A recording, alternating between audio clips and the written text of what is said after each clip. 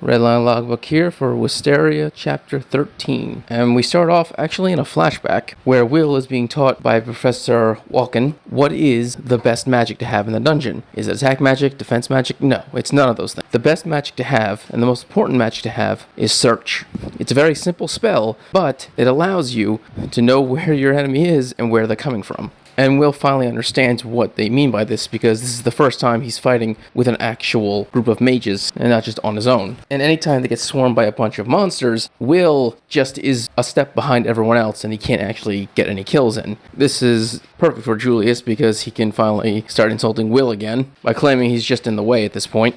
And it's all finished off when Yagner activates a giant spell that slices up all of the remaining monsters. Then he complains to Liana why did she even pick him to join this expedition because he's not even worth being a shield at this point. Liana then realizes that the problem is that he doesn't make a good shield, so that he doesn't have an opportunity to be a shield because everyone's using search, and so he can't really do his job as a vanguard if everyone reacts before he does. And she says his job is to basically to be useful during one of the boss monsters. At least that should be what he can do. He's strong after all, at least he should be. And she keeps using the word should over and over again, and each of those shoulds is just breaking down Will more and more because it isn't just putting pressure on Will, it's basically saying you're useless right now. If you can't cut it when we need you at this specific moment, the boss monsters, then you are useless. Once more, she's an airhead, so I don't actually think she's doing this to be mean to Will. I think she's just talking and Will's taking it the wrong way. Will was able to at least kill one of the monsters, and so he starts collecting its corpse. The only problem is that all the other mages don't actually need to do this because their wands automatically collect the data of any monster they've killed.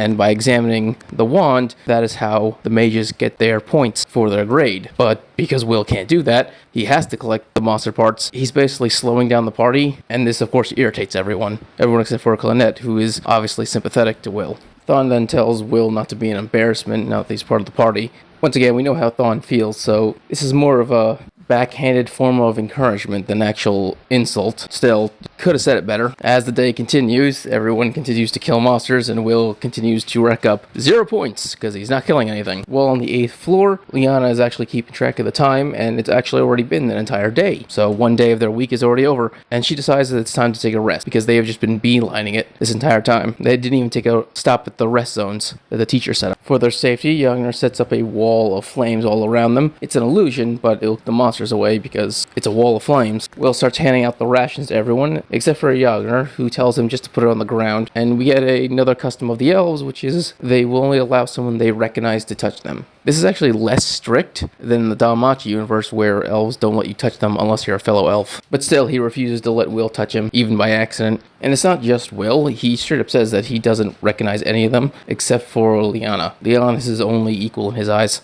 Oh, and we also learn that the Elven Queen is actually the woman who sits as a Majawanda. So it's pretty obvious which faction every single elf would join. It's the faction that their queen is the head of. Liana finally explains why they've been rushing ahead this entire time, because their sole goal is to go after the top boss on the 10th floor, Nabarus, worth 110 points, and it's a 3-headed hellhound. Basically, it's named after Cerberus. Going after Nabarus is, of course, the hardest target, and gets a lot of students killed every year that try it, but she's confident that this party can do it. And the reason why they're beelining to him, instead of just slowly killing monsters along the way, racking up points, is because she wants to get there as soon as possible, so this way they have as much magic power left over to properly kill it without having to risk their lives to do so. As such, they'll be taking the shortest route possible, which means they're going to be skipping every single camp that the teacher set up. Will, totally on board with this plan, because in the entirety of the first day, he was able to rack up 5 points, which means he killed 1 monster the entire time he was there all day. Basically, Will is fucked if he doesn't start racking up points. And he once again makes a vow on his goggles to Elfie that he is going to pass, he is going to get to the tower.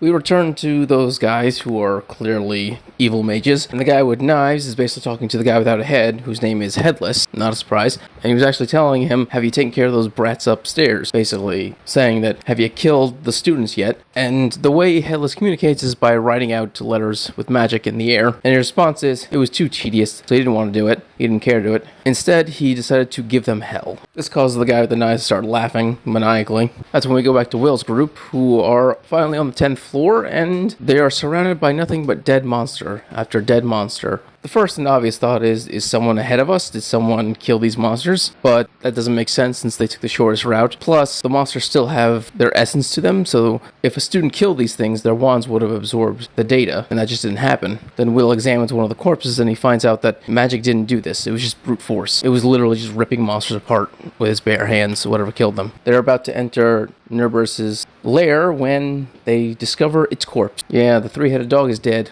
Instant alarm bells start sirening in all of their heads, and they automatically activate their search ability to find out whatever the hell killed it, because obviously whatever did that could kill them easily. Will then starts searching with his senses, because he remembers something back that Professor Walken was telling him, that search isn't perfect. There are two ways to get around it. One, a mage who uses a spell that allows them to hide from search, or two, there are some special monsters that can just disguise themselves so search doesn't work on them. And unfortunately for this party, that's exactly what this thing is. And so Will is the first person to sense it, and it's right above them. And when Headless said he sent them hell, he meant it. This thing is literally a demon. That's the only way to describe it. And it also has the ability to shoot a fucking laser out of its mouth, which it does directly at Will, but he has his magic canceling sword, so he's able to block it. After it knocks Will away for a second, it then basically teleports. It doesn't actually teleport, it's just super fast, to the ground, and then smashes Yagner in the side, breaking his arm and crashing him into a wall, knocking him unconscious. And this demon, its arms are basically like whips, or at least it's able to swing its arms around like whips, because the next thing it does is it just shatters the ground below them. Will grabs onto Yagner, who is unconscious, and they all just fall into the 11th floor of the dungeon. Oh, and Losty? I still have my suspicions about him. I still think he's probably working for the tower, and he's just pretending like Iris. But either way, Will and his team are now trapped in a floor that they're not supposed to be in, and two, they're being hunted by a literal devil. I feel like I'm just reading the Expedition arc all over again in Danmachi. Anyway, if you enjoyed this video, subscribe, give it a thumbs up so you enjoy more Wisteria and other amazing things. Thank you, and have a great day.